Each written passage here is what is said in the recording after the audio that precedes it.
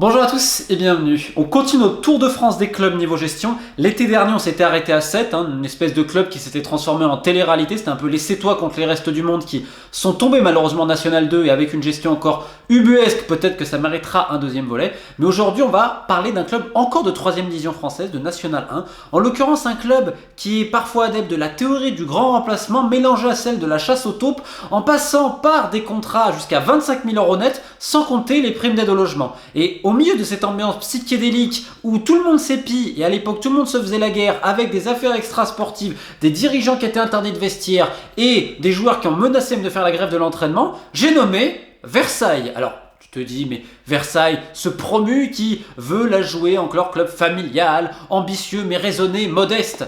Ah non, non, non, en interne, c'est la guerre des étoiles, et ça depuis un petit moment. On rappelle que Versailles est quand même un club qui a toujours eu beaucoup de licenciés, on a toujours insisté sur la formation à Versailles, qui vivotait National 3, 5ème division, National 2, 4ème division, avec notamment l'historique président Monsieur Voisin. Et bien tout a changé quand les investisseurs sont venus de Fiducium City, donc c'est une boîte notamment d'immobilier si je ne dis pas de bêtises, qui avait des moyens, qui cherchaient depuis un moment à s'implanter dans le football. Ils avaient eu des contacts avec pas mal de clubs, alors ils ont notamment un homme de confiance pour eux, qui est Monsieur Haribar, qui arrive donc. Il y a eu un bouleversement de palais, j'ai presque envie de dire, on a changé énormément de choses dans l'effectif. On a simplement gardé à l'époque Youssef Chibi, qui était l'entraîneur historique, je crois, depuis la Régionale 1.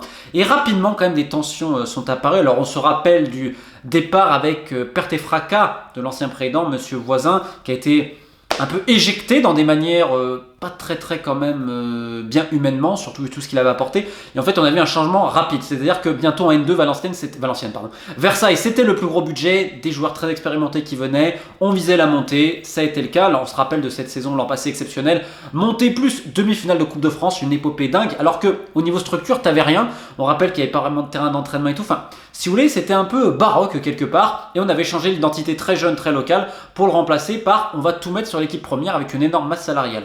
Sauf que Anne Masseran, ne vois-tu rien venir, arrive cet été et là, alors on annonce un budget, on va être très clair, c'est l'un des plus gros budgets de la division. Et sur la masse salariale, c'est peut-être même la plus grosse masse salariale de National. Alors vous allez me dire, mais pourquoi ce serait pas le plus gros budget, c'est la plus grosse masse salariale? Tout simplement parce qu'à Versailles, quasiment tout l'argent du club passe dans les salaires de l'équipe première.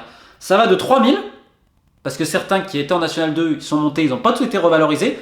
Anecdote, les plus petits salaires au club, parfois, c'est ceux qui sont titulaires et qui sont les meilleurs. Jusqu'à 25 000 net. En l'occurrence, Germain Lens, si je ne dis pas de bêtises. On ne compte pas les primes au logement, etc. Donc, beaucoup de moyens, mais à la rigueur, pourquoi pas. C'est un club qui veut se donner les moyens pour monter en Ligue 2. Ok, pas de souci.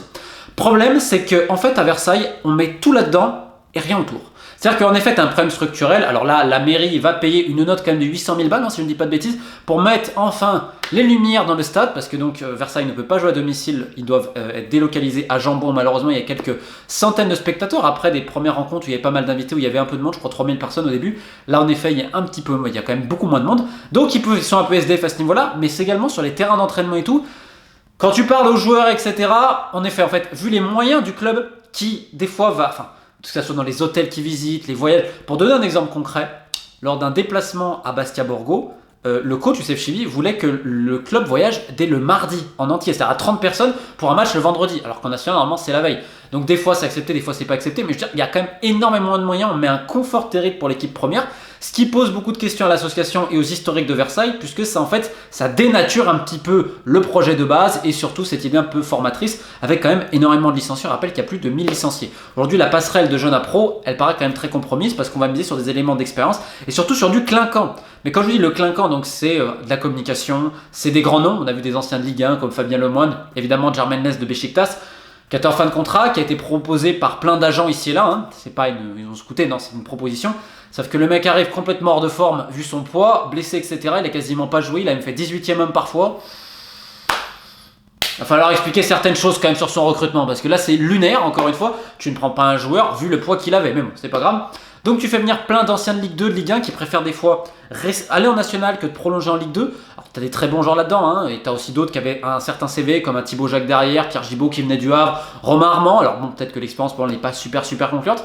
Parce que le National, tu peux être un bon joueur de Ligue 2, avoir 300 matchs de Ligue 2, etc. Le National, c'est un tout autre championnat. Tu peux être un très bon joueur de Ligue 2, mais en National, tu peux avoir du mal. En fait, c'est bizarre, c'est que c'est un championnat baroque, un peu bâtard aussi. Tu peux être un joueur de Ligue 1, etc., mais c'est pas le même football qu'on va te demander en national. Il y a des équipes, quand tu vas aller là-bas, ça va être la bagarre. Donc, des fois, tu as un certain sens tactique, etc. Tu vas attendre des mouvements qui vont pas arriver et tu vas parfois pas donner ta pleine mesure en national. Ça veut pas dire que le joueur est mauvais, ça veut dire que le contexte est différent. Donc, on a encore changé l'effectif et là, tu as une guerre pas possible qui a nécessité une convention, comme vous pouvez le voir, un écrit même du club, donc de ces deux présidents très très discrets, hein, monsieur Julien Ridon et Christophe Petit, qu'on entend très très peu. Christophe Petit est intervenu brièvement sur RMC, mais globalement, c'est des gens qui fuient la lumière. C'est Jean-Marc Haribard, le nouveau directeur général, qui prend tout, sauf qu'entre Jean-Luc Haribard et le coach Youssef Chibi, c'était pas la guerre, c'était pire que ça. Dans le dos, c'était pique-pendre. Youssef Chibi a interdit de vestir Jean-Luc Haribard et d'autres personnes proches de lui. Bref, les deux se faisaient la guerre. Tout le monde disait je vais partir, moi je me barre. S'il reste, c'était ingérable. Et donc on a vu sur cette tête-là que le sportif et tout le sportif revenait au coach. C'était historique, hein, même quand dans les divisions inférieures, des fois c'était lui qui conduisait le bus, c'était lui qui faisait un peu tout. Sauf que, on le voit, hein, les rôles entre guillemets normalement sont bien définis.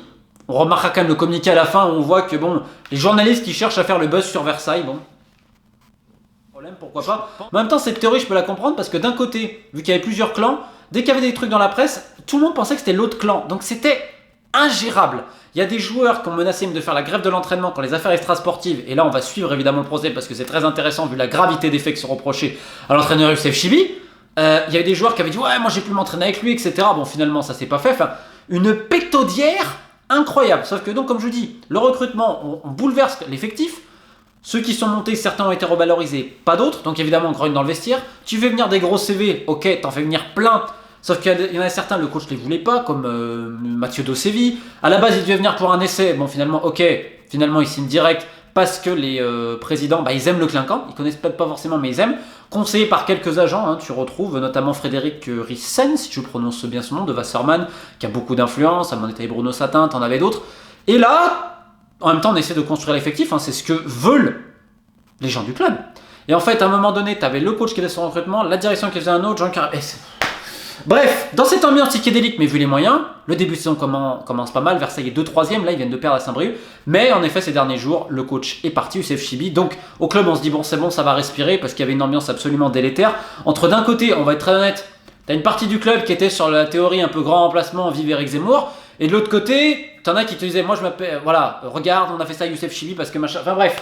Les joies du football comme d'habitude. En même temps, tu as des joueurs dans le vestiaire, c'est compliqué parce que tu as aujourd'hui des mecs qui ont un gros statut et un gros salaire qui sont peut-être pas forcément titulaires parce que, encore, je le répète, c'est pas du tout des mauvais joueurs, mais c'est un championnat très compliqué. Tu as eu la blessure aussi de Diego Michel, qui est un super joueur. Mais par exemple, tu prends devant Djoko. Heureusement qu'il est là quand même pour mettre des buts. C'est quelqu'un qui a travaillé, qui a joué à Chartres, etc. Qui n'a pas un énorme CV, mais pour le National 1, il est super bon. Tu as Mondi Prunier, qui est quand même une très bonne recrue, même si au total, ça peut coûter jusqu'à 150 000 € quand même au club. Il a été acheté de Rouen avec les bonus et tout, l'Haïtien, qui a fait une super saison. Il arrive en France à Rouen, ça a été une attraction. Mais là, regardez le problème du club. Mondi Prunier, il arrive. On prévient, attention, permis de travail. Qu'est-ce qui se passe? On ne s'est pas prêt à temps, etc. Parce qu'aussi, et là on va revenir, tu mets tout dans l'équipe première, que après, tu n'as pas structuré le club. Ça fait que Mondi Prunier, pendant un mois, il n'a pas pu jouer à cause d'un problème de permis de travail qui n'a pas été renouvelé à temps. Et c'est un véritable souci parce que va être potentiellement l'un des meilleurs joueurs offensifs de N1. C'est quelqu'un qui est percutant, qui a du ballon. Enfin, vraiment, c'est un très très bon joueur, attention. Mais de l'autre côté, offensivement, vous avez quand même des Rachid Alioui qui a joué en Ligue 1. Vous avez des Romain Armand qui a je ne sais pas combien de matchs en Ligue 2. Vous avez Johan Brun également à Laval avec des salaires quand même imposants. Sauf que tu ne peux pas tout mettre. Tu as un effectif où je crois qu'il y a plus de 25 contrats fédéraux. Donc pour l'entraîneur, c'est super difficile parce que tu as les égos, c'est normal. Quand ça gagne à la rigueur, c'est bon. Mais quand ça gagne pas trop, etc., et que toi tu gagnes pas, t'as pas été revalorisé, tu sais que les autres ils prennent 3-4 fois plus que toi, plus les aides et tout, forcément c'est la nature humaine, c'est très compliqué dans un vestiaire. Donc on a fait cette espèce de pétaudière et c'est pas fini. Maintenant on veut ramener des joueurs sud-américains. Mais attends, c'est le national, parce que là on a fait croire au propriétaire qu'un joueur uruguayen qui va arriver, qu'après on va le vendre 5 ou 6 millions. Mais oui, bien sûr. Donc, dans cette ambiance, et tu te dis quand même, on la joue modeste, mais non, Versailles joue la montée en Ligue 2. Et tous les autres clubs veulent se taper Versailles parce qu'on leur reproche l'arrogance de certains dirigeants et le fait qu'ils ont beaucoup d'argent. Mais là, on va tempérer sur le beaucoup d'argent. Beaucoup d'argent, mais ça dépend pourquoi. Ça dépend pour qui. Pour les joueurs, l'équipe première, des commissions, ok. Pour les employés, c'est plus compliqué. Et en effet, vous avez Marc Mohamed qu'on a ajouté, donc qui doit gérer un peu l'administratif et tout. Un peu tout seul pour gérer 50 000 dossiers. Alors après, très proche de Rabat, etc. Bon, encore l'histoire de clan, nous on va pas se mêler de ça. Par contre, il y avait d'autres personnes à qui on a fait des propositions pour la cellule de scouting, etc. Sachant que pour vous dire quand même les moyens du club, quand on observe les équipes adverses, les gens donc du club de Versailles vont 2-3 jours avant voir, etc. Ils se déplacent en avion. Enfin, ça c'est très bien pour au niveau sportif. Le problème, c'est que ça, ce sont les salariés, ok. Ceux qui voulaient venir, notamment des recruteurs, on leur a proposé des contrats tellement minables. Mais quand je dis minables, c'était genre même pas du 500 € par mois, ça sera compliqué, etc. à mi-temps. Enfin, un délire, on n'a pas le budget, on te sortait, on n'a pas le budget. Mais en fait, niveau structurel, comme je vous l'ai expliqué, vous avez du stade. D'ailleurs, le stade aussi, ok, tu vas mettre les... Ok, on va mettre les lumières et tout. Si ça monte en Ligue 2, le stade ne sera pas homologué. On va faire comment? Donc la mairie aura dépensé 800 000 pour rien. Ok, bien joué encore les mecs. Niveau terrain d'entraînement, etc.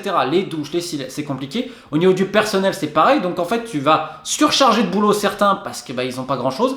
Quatrièmement, et c'est vrai que ça pose un problème, il y a un conflit vis-à-vis de la presse, notamment vis-à-vis du Parisien. Alors, à tort ou à raison, on va pas rentrer là-dedans. Mais t'es en national, si déjà c'est compliqué à ce niveau-là, l'ambiance. Ensuite, t'es SDF. Et dans le même temps, tu as un effectif qui est beaucoup trop large avec plein d'égo et tout, ce qui est légitime. Et des flops cet été, dont Jermaine Lens, on va voir, mais mec, il joue quasiment pas 25 000 par mois. Dans le vestiaire, comment ça peut bien passer?